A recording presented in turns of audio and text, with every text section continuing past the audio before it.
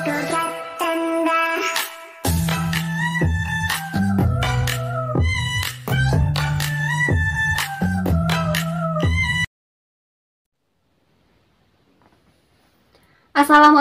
hello, welcome back to my channel. Oke guys, balik lagi ya bersama aku Nelly.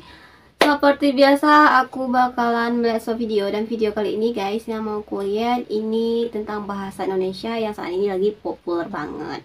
Nah, jadi ya kali ini judulnya tuh yang mau kuliah bahasa Indonesia diangkat UNESCO, bukan bahasa Malaysia. Nah, ya seperti yang kita tahu ya, bahasa Indonesia ini sudah resmi menjadi bahasa UNESCO, tepatnya yang ke-10, bahasa resmi yang ke-10 ya. Itu bahasa Indonesia. Wow, ini keren banget, pencapaian yang luar biasa banget bagi Indonesia. Oke, langsung kita play dulu video kali ini. Tapi buat teman-teman yang udah mampir channel aku, makasih banyak. Semoga teman-teman semuanya panjang umur, murah rezeki, dan selalu diberi kesehatan. Amin. Oke, kita lihat ya video kali ini. Let's go.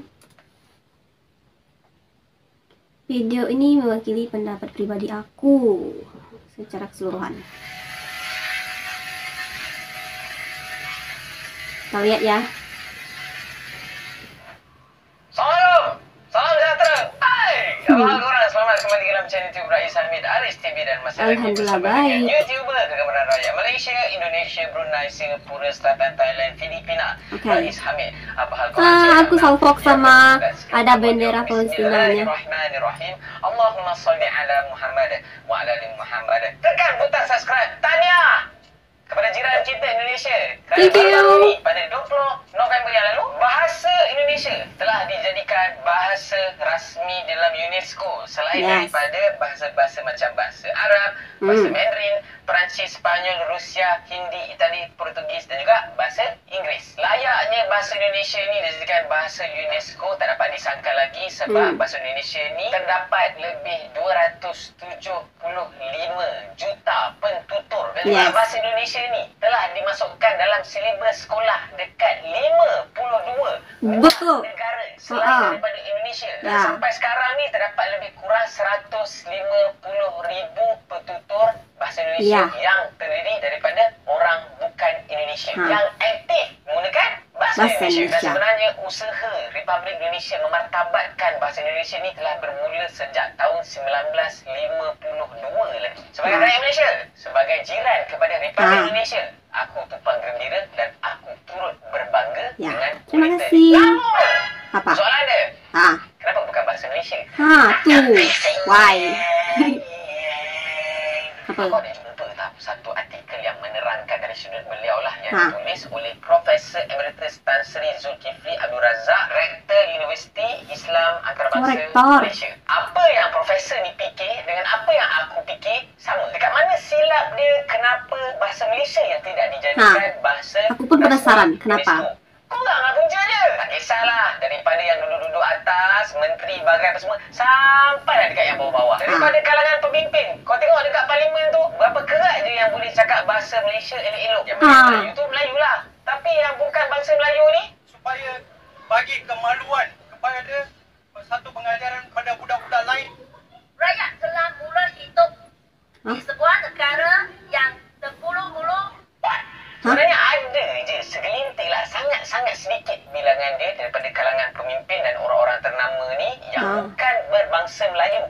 Boleh je cakap bahasa Melayu elok-elok. Contohnya Mika Siong, lagi Anthony Law, Profesor Datuk Dr. Teo Kok Siong, lagi satu Tan Sri Lee Lam Tai. Diorang cakap Melayu kadang-kadang lagi bagus daripada orang Melayu tu sendiri. Baru-baru ni kan ada konten kreator. Kalau di Indonesia pun banyak ada Chinese, tapi mereka tuh fasih bahasa Indonesia. Macam orang Melayu lah. Tak kisahlah kau ni India ke, Cina ke, Melayu ke, bahasa Malaysia tu kan bahasa rasmi. Yang Melayu tak payah nak galak sangat lah. Korang pun bila jumpa Melayu dengan Melayu, borak-borak kadang-kadang aku cucuk dia dengar kan, borak dalam bahasa Inggeris. What you know me, I and you, what are you doing here? What you doing here?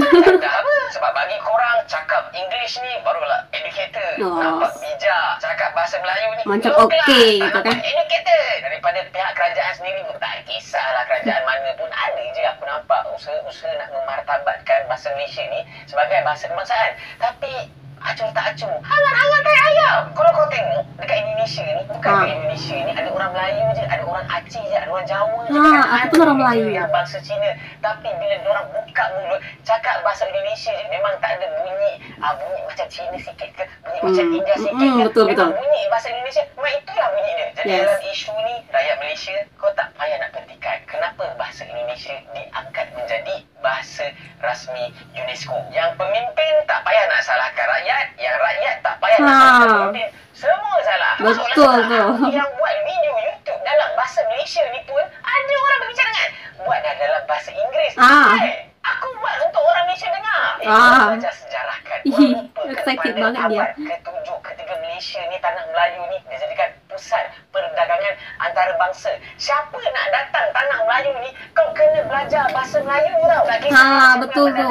Daripada British ke, Sepanyol ke, siapa-siapa pun nak datang kena cakap bahasa Melayu dan kena belajar. Tapi orang juga yang cakap, dekat Jepun tu, kalau kau nak pergi sana, kau kena belajar bahasa dorang tau. Dekat Korea pun, kau nak pergi sana, kau kena belajar bahasa dorang tau. Kenapa bila datang Malaysia je?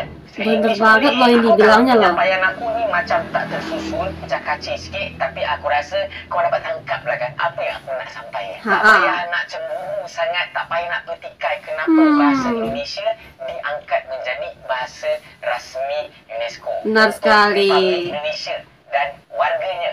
Tahniah.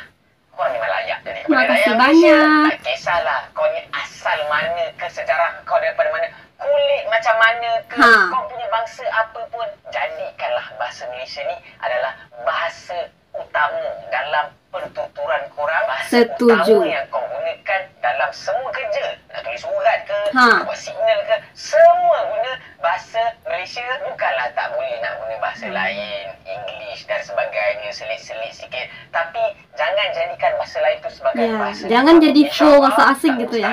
Satu hari nanti fokus ke bahasa kita sendiri. Akan diangkat menjadi bahasa UNESCO. Kalau suka dengan video ni, bolehlah share. Kalau ada sebarang komen kat bawah. Asal kau nak apa? Kecam aku. Betul. Jangan lupa tekan butang like. Semangat. Untuk notification video-video. Itu demi kebaikan Malaysia sendiri kan. InsyaAllah. Semoga semuanya dimudahkan urusan, dimurahkan rezeki. Kita tunggu lagi dalam next video. Assalamualaikum. Bye-bye. Waalaikumsalam. Tu nak petikai tu. Aku guna apa? Channel lah, video lah. Itu aku selit-selit je. Yang utamanya bahasa Malaysia. Gini ya. Wah, kocak banget ya cara nyampeinnya. Tapi bener sih, bener. Aku pun setuju nih sama yang disampaikan abang ini guys. Setuju banget. Dan dia tuh juga ngucapin selamat kepada kita Indonesia. Terima kasih banyak gitu ya. Tapi bener sih yang dibilangnya, kita di Indonesia, orang manapun yang ke Indonesia, bule-bule, Chinese, apapun bangsanya, kalau udah masuk Indonesia, pasti mereka itu jago banget bahasa Indonesia. Bahkan nih ya, contohnya Chinese, bangsa Chinese, pas masuk Indonesia, namanya tuh bisa loh Indonesia banget. Tinggal tuh nama Cinanya. Itu kalau masuk ke Indonesia. Beda lagi kalau mereka tuh masuk ke Malaysia. Kalian boleh lihat deh, mereka tuh rata-rata emang menggunakan ya bangsa Chinese gitu di Malaysia itu guys. Ya keren sih Indonesia ya. Jadi kita sebagai warga Indonesia patut bangga dengan Indonesia. Nah teman-teman, mungkin kali ini kita cukupkan sekian dulu. Kita bisa jumpa lagi next video. But don't forget like, comment, share, and subscribe. Jangan lupa loncengnya dan aktifkan juga. Oke, terima kasih. See you. Bye bye. Assalamualaikum.